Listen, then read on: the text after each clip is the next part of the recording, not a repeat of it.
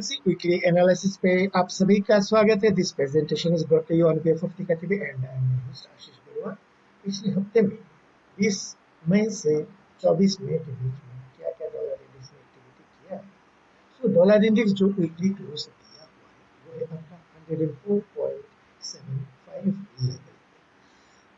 पिछले हफ्ते का जो इम्पोर्टेंट जो टर्न अराउंड चेंजेस था वो आपका एफओएमसी मिनट्स में जो हॉकिश स्टैंस है जिसके कारण डॉलर इंडेक्स में सपोर्ट लेके higher closing with green territory यानी पॉजिटिव क्लोजिंग के साथ दिया हुआ है। ये हो गया आपका। अभी क्वेश्चन इज व्हाट नेक्स्ट के लिए हमें देखना है डॉलर इंडेक्स और वीकली चार्ट में हम देखेंगे यहाँ पे एक सपोर्ट जोन था जो हमने प्रीवियस वीक में भी डिस्कस किया था। अभी ये सपोर्ट जोन को यहाँ पे रेस्पेक्ट किया है लास्ट वीक। अभी वो हॉकिशनेस के ऊपर एक पॉसिबिलिटी हो सकता है थोड़ा सा positive buildup in dollar index में भी टुवर्ड्स 106.50 की तरफ जाने का एक पॉसिबिलिटीज हम एक्सपेक्ट कर सकते हैं। सब्जेक्ट टू कंडीशंस क्या है, ये जो सपोर्ट जोन है इसको नीचे की तरफ स्ट्रॉन्ग क्लोजिंग के साथ ब्रेक नहीं करते। इन केस ये जो प्रीवियस ग्रीन कैंडल है इसके लो के नीचे strong positive strong negative close देते हैं एंड इस सपोर्ट जोन को भी तोड़ देते हैं। In such case dollar index में डिस्पाइट एफओएमसी का हॉकिश स्टैंस ये डॉलर इंडेक्स सॉफ्ट होने के लिए फर्दर मूव डाउन कर सकते हैं।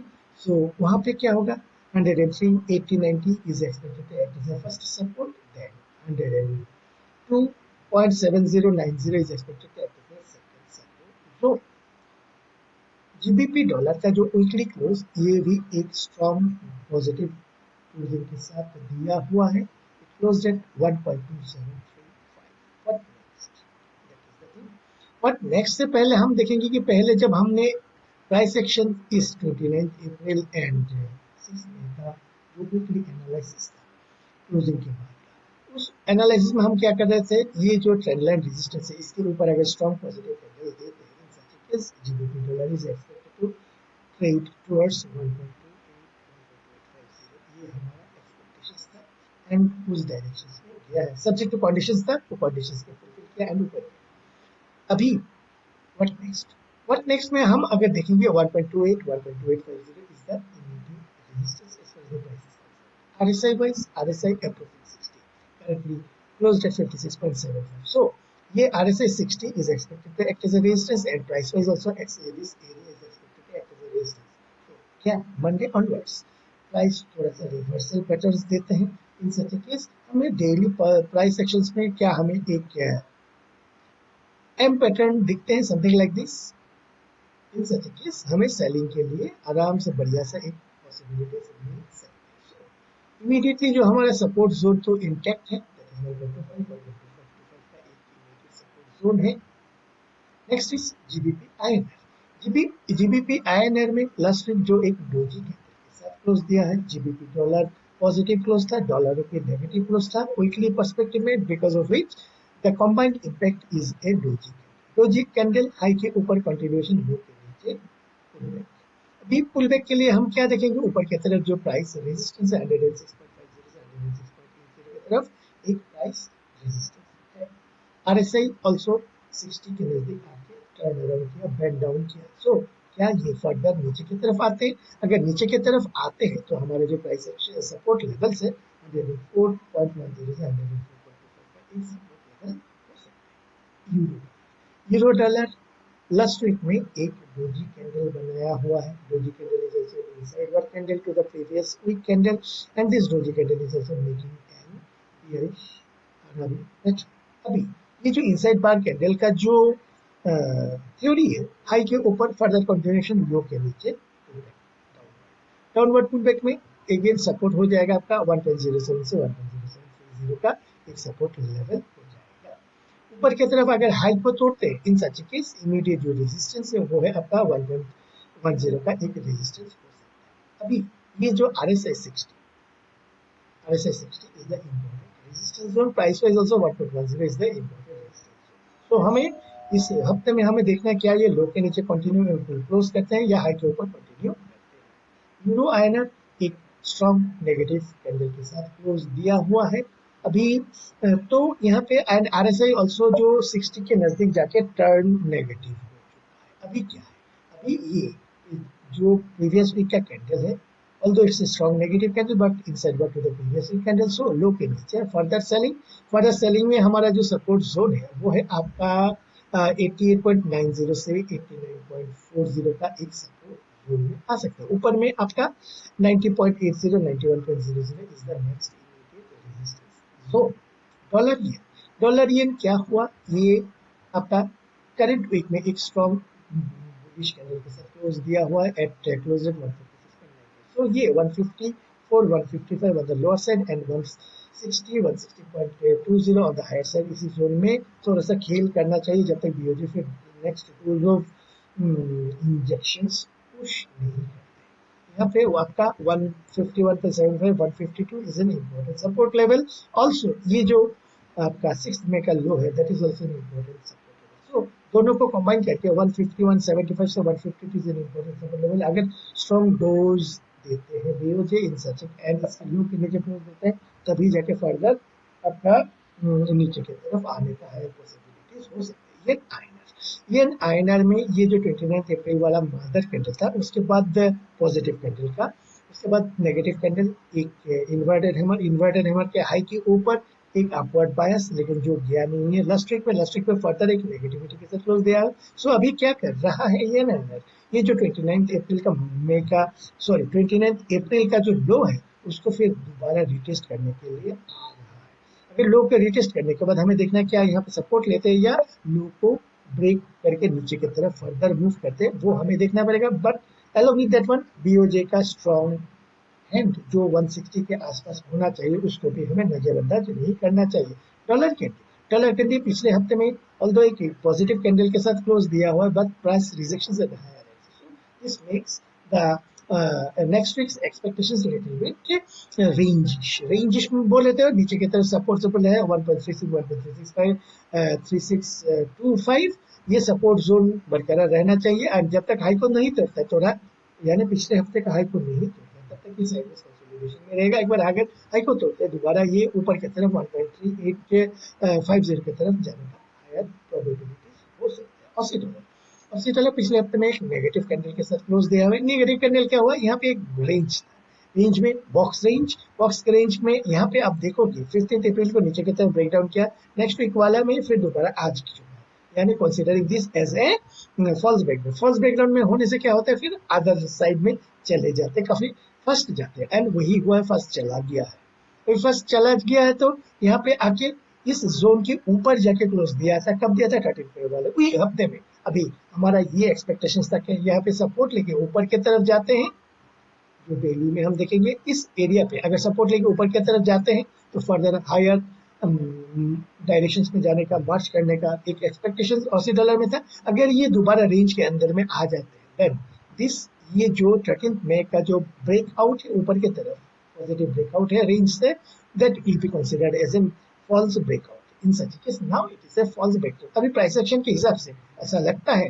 कि प्राइस एक्शन देख के यानी लोअर हाई लोअर लो देख के मीन्स अगेन एक डाउनवर्ड मार्च ऑसी डॉलर में एक्सपेक्टेशन से टुवर्ड्स ये लेवल यानी आपका 0.6475 से 0.6500 की तरफ आने का ये एक दिन या एक हफ्ते में नहीं आएगा, मे बी फ्यू वीक्स में आने का हायर प्रोबेबिलिटी है।